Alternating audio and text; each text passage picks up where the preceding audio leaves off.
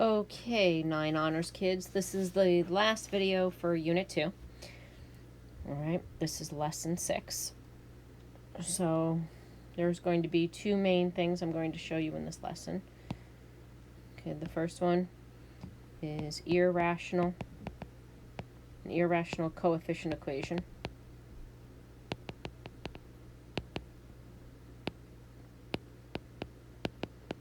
Okay, we call this just a radical equation if you're looking for it in your book.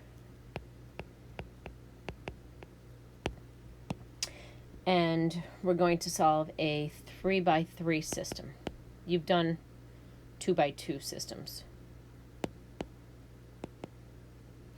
Alright, so here we go. So first let's solve radical equations. So let's say we have a problem that says solve square root of 2x equals x minus 4. Okay, so to go about solving this, you have to square both sides of the equation. Now we're going to get this equal to 0.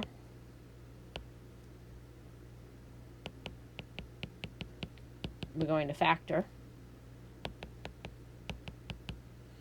And then we're going to do the zero product property.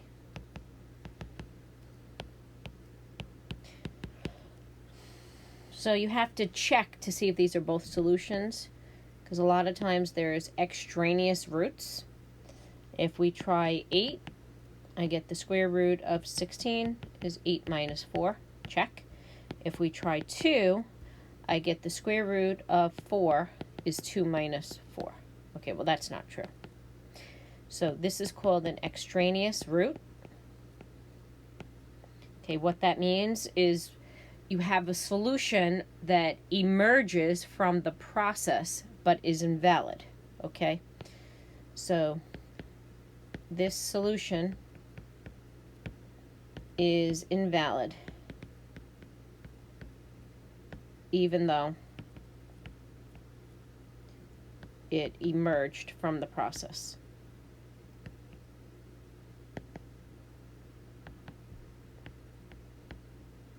Okay, so the solution set is just 8. Let's take a look at the next example. Solve square root of x plus 2 plus x equals 10.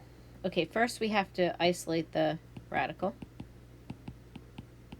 Now we're going to square both sides.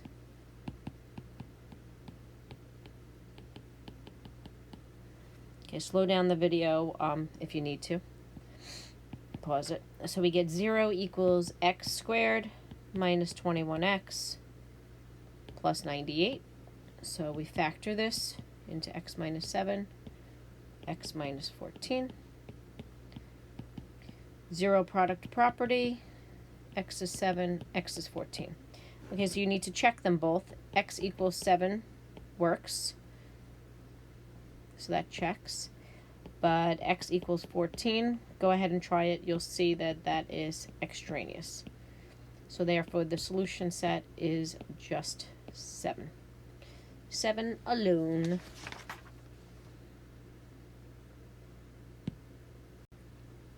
Okay, here's the third example. Square root of x minus 2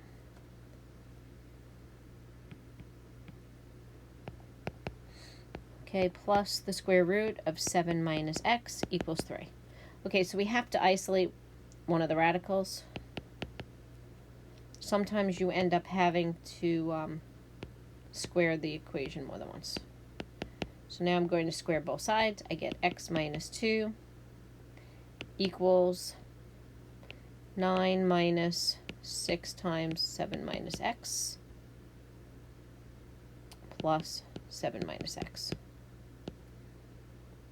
Okay, so I squared both sides. And you can slow it down and FOIL it out if you want. Okay, if you're not sure why that's true. Okay, so in the next step, okay, what I'm going to do here, all right, I'm going to bring over the 9 and the 7 minus x so that I can isolate the radical. So when I bring the 9 over, and I bring the 7 over, and I bring the x over, I get 2x minus 18.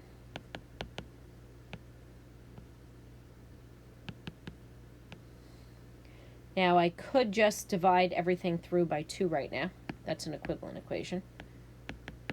Make life easier. So now I'm going to square both sides. So I get x squared minus 18x plus 81. So on the right of the problem, we have 9, right?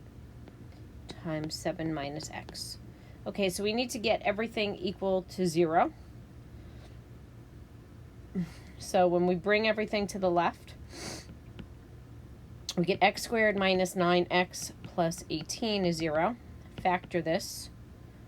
X, right, minus 6x plus 3, 0 product property, yada yada. Oh, x minus 6, x minus 3.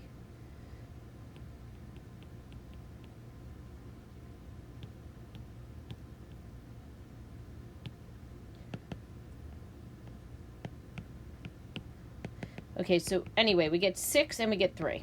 But then you have to check for extraneous roots, and they both worked here. So the solution was 3 and 6. You guys know this is set notation and not an ordered pair. So let's show you how to solve a 3x3 system. And we'll be doing more of these in class, but I just want you to have an introduction. So here we have 3 equations, okay? 2x plus 2y plus z is negative 9. X minus y minus z is 4.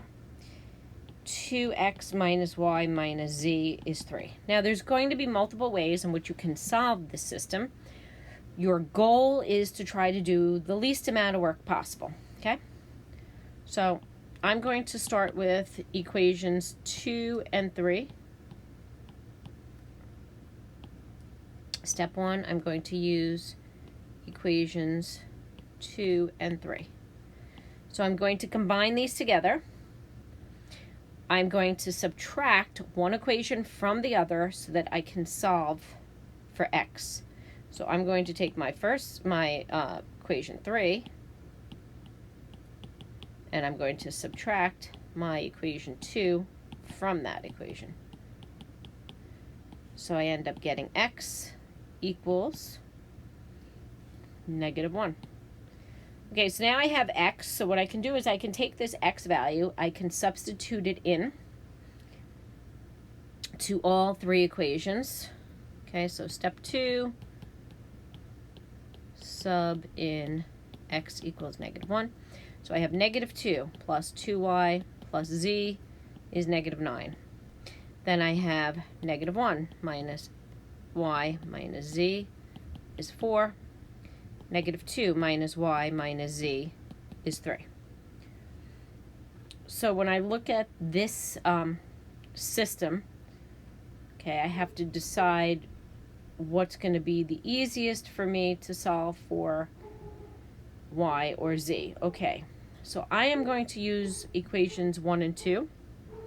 So step 3, I'm going to use equations 1 and 2. And you could have made a different choice. So we have, I'm going to add these together. Negative 2 plus 2y plus z equals negative 9. So this is called a linear combination when you're adding these together. So when I add these, I get negative 3 plus y equals negative 5. And so y is negative 2. And then I take my value of y and I substitute it in to whatever I want. And then I solve for z. So for step 4, let's take y equals negative 2 and substitute it into equation 2. So I get negative 1 minus negative 2, which is plus 2, minus z equals 4. So I end up with 1 minus z is 4, which z would be negative 3 then. All right, guys. See you in class.